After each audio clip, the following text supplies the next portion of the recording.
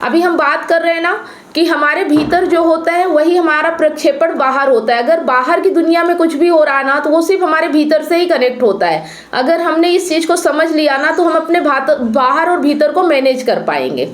ठीक है, तो ये जो अष्टावक्र गीता का श्लोक है, यह संपूर्ण दृश्यमान विश्व जो भी है जिसे हम देखते हैं तुमसे ही ओतप्रोत है, तुमसे ही भरा हुआ है। तुम ही इस विश्व के मूल तत्व हो। तुम शुद्ध बुद्ध स्वरूप हो। क्षुद्र चित्त वाले मत बनो। क्षुद्र चित्त में गमन मत करो, उससे तादात्म्य मत रखो। मतलब आप जो हो शुद्ध बुद्ध स्वरूप हो। छोटी चित्त वाले मतलब एकदम ऐसी चेतना वाले मत बनो जो डरा हुआ है, जो घबराया हुआ है, जो स्वार्थी है, जो लालची है। ऐसा हमें नहीं बनना है और इसमें गमन भी नहीं करना है।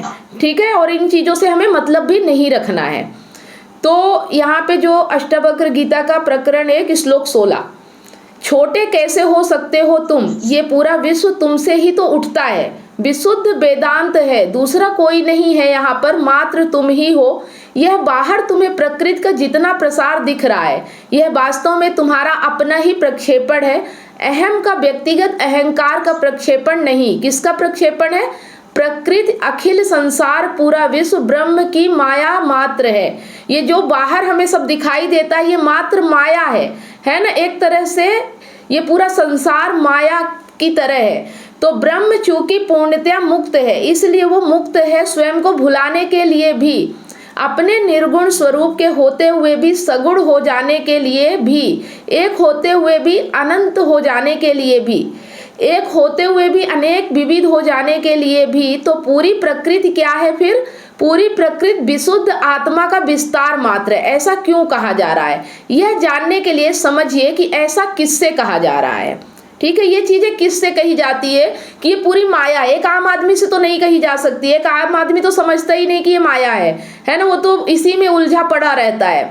तो अध्यात्म में उपादेयता सर्वोपरि है। आप कहेंगे नहीं साहब, अध्यात्म में तो सत्यता सर्वोपरि होती है। सत्यता माने की बात सच क्या है वो निकाल लो। नहीं, उपादेयता सर्वोपरि होती है। उपादेयता माने उपयोगिता। तो देखिए क्या सच है, उससे भी पहले मूल प्रश्न होता है कि किसके लिए सच है। तो किसी के लिए सच ढूंढना है और कोई सच क्यों ढूंढेगा? वो सच इसलिए ढूंढेगा क्योंकि सच उसके लिए उपयोगी है। तो उपयोगिता के चलते यह बात कही जा रही है कि तुमसे बाहर कोई दूसरा नहीं है। बाहर तुम्हें जो कुछ भी दिखाई दे रहा है वो तुम मात्र हो। इसमें उपयोगिता क्या हो गई? आपको जरा आश्चर्य होगा। उपयोगिता इसमें यह है कि इसमें अगर आप नहीं देखोगे कि संपूर्ण विश्व आपका ही फैलाव मात्र है तो आपको अपने से बाहर सत्ता दिखाई देगी। आपको अपने से बाहर भी लगेगा कि कुछ है। आप कहोगे मैं आधा अधूरा हूं और मुझसे बाहर जो कुछ है वो मुझे पूरा कर देगा। आप जीवन भर विषयों के पीछे कामना लेकर के दौड़ते रहोगे और विषयों के पीछे कामना लेकर दौड़ना ही दुख है। अभी यहाँ पे देखिए, आपको लगता है कि आप अधूरे हो, अपूर्ण हो, आपको प्रेम चाहिए, आप प्रेम बाहर ढूंढने जाते हो। आपकी पत्नी से आपको प्रेम मिलेगा, आपकी प्रेमिका से आपको प्रेम मिलेगा और आप इसकी तलाश में विषय, लालच, लोभ, मोह, माया के पीछे भागते रहते हो। आपको पता नहीं है कि प्रेम आप ही हो, प्रेम आपके भीतर है, प्रेम बाहर नहीं है। आपको कोई बाहर ऐसा प्रेम नहीं मिल जाएगा जो आपको पूर्ण बना देगा। आप खुद ही पूर्ण हो, लेकिन आपको पता नहीं है, इसलिए आप जीवन भर इन चीजों के पीछे भागते रहते हो, भटकते रहते हो। तो स्वयं को अपूर्ण मानना ही दुख है। अगर आप किसी चीज से दुखी हो रहे हो, जैसे अभी सिद्धार्थ ने कहा कि उनकी वाइफ उनको छोड़ के चली गई, अभी मायके चली गई, इसलिए वो चिंता में है, टेंशन में है। तो ये टेंशन, ये चिंता, ये दुख हमें क्यों हो रहा? क्योंकि हम जानते नहीं है। इसलिए अद्वैत वेदांत आपको समझाता है, यह कहने का एक तरीका है अद्वैत वेदांत का। आप आत्मा हो, यह बात आपको समझाने के लिए यह कहने की एक विधि है कि यह कहो कि यह जो संपूर्ण विश्व है यह मुझसे ही तो उठा है और इस पूरे विश्व में कूटस्थ मैं ही हूँ, इसके कण कण में ही मैं हूँ। यह पूरा विश्व मुझसे ही ओतप्रोत है ताकि कोई दूजा ना दिखाई दे, कोई परायापन ना लगे। जब परायापन नहीं लगेगा, कोई दूजा नहीं लगेगा तो कामना नहीं रहेगी। जब कामना नहीं रहेगी तो दुख नहीं रहेगा। ये उपादेयता है, उपयोगिता है। ठीक है, मतलब हम अपने से अलग समझते हैं कि पत्नी अलग है, मैं अलग हूँ, संसार अलग है। अगर आप ये समझो कि सब एक है, सब में एक ही तरह की भावना है, सब में एक ही तरह के लक्षण है, सब में एक ही तरह का प्रकृति है, लेकिन हम अलग समझने के कारण सोचते हैं कि वो कुछ अलग है इसलिए मुझे चाहिए। अगर आपके जैसा ही कोई हो तो क्या आप उसे पसंद करोगे? नहीं पसंद करोगे। स्त्रीलिंग पुल्लिंग होता है, अगर स्त्री है तो पुरुष को पसंद आती है, अट्रैक्शन होता है, पुरुष है तो स्त्री से अट्रैक्शन होता है। लेकिन अगर ज्यादातर देखो अब तो होने लगा है वैसे, नहीं तो पुरुष पुरुष को अट्रैक्ट नहीं करता, स्त्री स्त्री को अट्रैक्ट नहीं करती। तो हम अपने ही जैसी चीज को अट्रैक्शन नहीं होता हमको, तो हम उसे पराया समझते हैं, उसे अलग समझते हैं, इसलिए हम उसकी ओर अट्रैक्ट होते हैं। तो तुम शुद्ध बुद्ध स्वरूप हो। आगे कहते हैं अष्टवक्र, तुम क्षुद्र चित्त वाले मत बनो। क्षुद्र चित्र वाला बनने का मतलब हुआ दुनिया के पीछे भागना, अपने आप को छोटा मानना। क्षुद्र माने छोटा, संकीर्ण, संकुचित। मतलब हम किसी के पीछे क्यों भाग रहे हैं कि वो हमसे दूर चला जाएगा तो मेरा क्या होगा, मतलब उस व्यक्ति को हमारा क्यों नहीं लगता, हमें ही क्यों डर रहता है कि वो व्यक्ति हमें छोड़ देगा। क्या उस व्यक्ति की अपनी कोई इच्छा नहीं होती? क्या उस व्यक्ति का अपना कोई अस्तित्व नहीं है कि वो भी कुछ चाहता है? हमें ही ये डर क्यों है?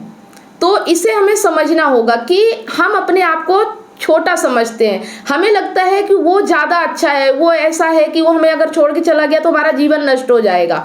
तो हम इस चीज को समझेंगे, तुम क्यों छोटे बन रहे हो, सब कुछ तुम में ही है और तुमसे ही है। तुमको अभी इस बात पर विश्वास भी इसलिए नहीं होता क्योंकि तुम क्षुद्र बने बैठे हो।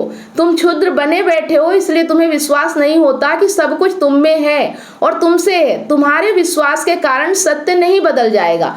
अगर सत्य तुम्हारे विश्वास से मेल नहीं खाता तो तुम अपना विश्वास बदलो। तुम्हारा विश्वास झूठा है, उसको तोड़ दो। तुम्हारा विश्वास यह है कि तुम छोटी सी सत्ता हो, तुम छोटी सी सत्ता नहीं हो, तुम अपरिमित सत्ता हो। तुम क्यों छोटे बन रहे हो? मतलब हम सब, ये पूरा ब्रह्मांड जो है, जो पूरी प्रकृति है, हम सब इसी का हिस्सा है और ये पूरा ब्रह्मांड हमारे जैसा ही है, इसमें कुछ अलग नहीं है। जो बाहर है वही भीतर है, जो बाहर की प्रकृति है वही हमारे भीतर भी है।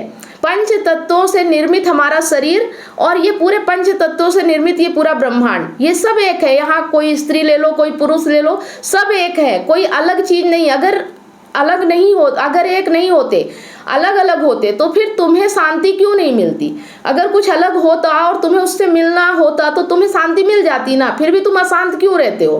क्योंकि है सब कुछ एक, लेकिन तुम उसे अलग अलग समझ रहे हो और इस अलग समझने के कारण तुम अशांत हो। तो आत्मा इसीलिए है ताकि आप अनंतता में जी सको, और अनंतता की उपयोगिता है आनंद में। आनंद चाहिए ना सबको, दुख किसको चाहिए? तो आपको आनंद मिल सके इसके लिए अध्यात्म है, ठीक है। आपको आनंद मिल सके इसके लिए ऋषि अष्टावक्र को इतनी सारी बातें इतने विविध तरीकों से कहनी पड़ रही हैं।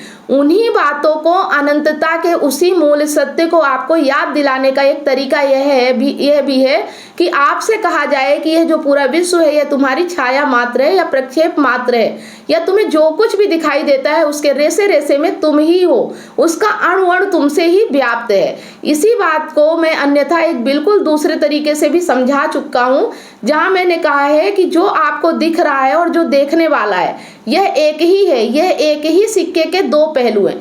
अभी जहाँ मैं बैठा हुआ हूँ वहाँ आसपास मुझे बहुत सारे नारियल के पेड़ दिख रहे हैं और मैं नारियल के फल का भी उपयोग करता हूँ, मैं नारियल के तेल का भी उपयोग करता हूँ।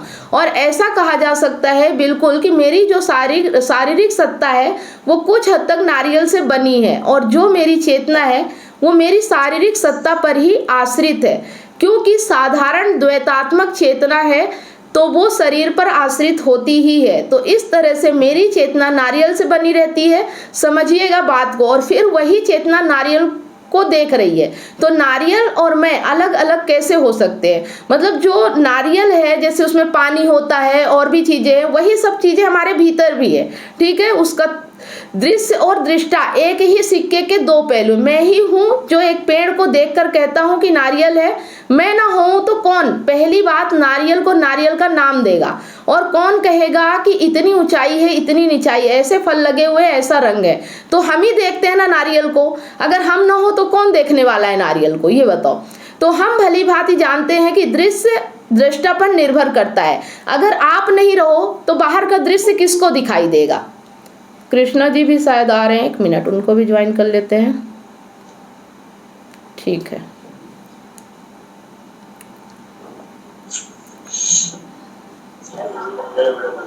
हाँ ठीक है, आप अपना माइक बंद रखिएगा भी। ठीक है, तो हम भली भांति जानते हैं कि दृश्य दृष्टा पर निर्भर करता है। मतलब अगर देखने वाला ना हो तो बाहर का दृश्य किसको दिखाई देगा? अगर हम हैं तभी तो दृश्य है ना, अगर हम ना हो तो दृश्य कौन देखेगा? तो साधारण भौतिकी की फिजिक्स की बात है, इसमें कोई आध्यात्मिक तत्व भी अनिवार्य रूप से नहीं रहा। हम भली भांति जानते हैं कि जो सब एटॉमिक पार्टिकल्स होते हैं उनके तलों पर चले जाओ तो the observe phenomena depends on the observe. देखी जा रही घटना देखने वाले पर निर्भर करती है। मतलब जो कुछ भी हम देख रहे हैं वो देखने वाले पर निर्भर करता है कि देखने वाला कौन है। ठीक है, जैसा देखने वाला होगा वैसा ही दृश्य होगा। आपकी दृष्टि जैसी होगी आपको बाहर वैसी ही चीजें दिखेंगी। तो आप जो देख रहे हो वो ऑब्जर्वर पर निर्भर करता है। जैसे ही आप किसी पार्टिकल को या फिनोमिना को देखना शुरू करते हो तो वो बदल जाता है। आप जब नहीं देख रहे थे तो वो एक प्रकार का था और आपने उसे देखना शुरू किया तो वो आपके देखने के कारण ही बदल जाता है। तो माने दृश्य दृष्टा पर आश्रित होता है। बाहर जो चीज होती है अगर वो वैसी ही हो, लेकिन हम जब देखते हैं तो हमारी जो कामना होती है उससे उसका देखने का नजरिया बदल जाता है। ठीक है, यही बात अद्वैत वेदांत कह रहा है। और वो जो बात कही गई है वो बाहरी सूचनाओं के आधार पर नहीं कही गई है। वह बात तो जब ऋषि स्वयं चुपचाप बैठकर शांति से जगत का अवलोकन करते हैं उसके आधार पर कही गई है। विज्ञान वही बात कहता है, बाहर से बहुत सारी सूचनाएं लेकर उन पर प्रयोग इत्यादि करके ऋषियों ने वो बात कही थी आत्मगमन करके, अंतर्मुखी हो करके।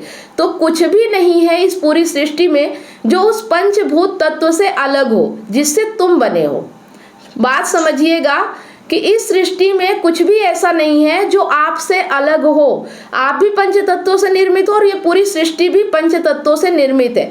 तुम भी पंचभौतिक, सृष्टि भी पंचभौतिक। पंचभूत नहीं बोलना है तो आप 118 तत्व या एलिमेंट्स बोल सकते हो। आपको जैसा बोलना है बोलिए, 5 कहिए 118 कहिए, लेकिन बने सब उसी से हैं। तो ले दे करके बाहर कुछ भी तुमसे अलग कहाँ है?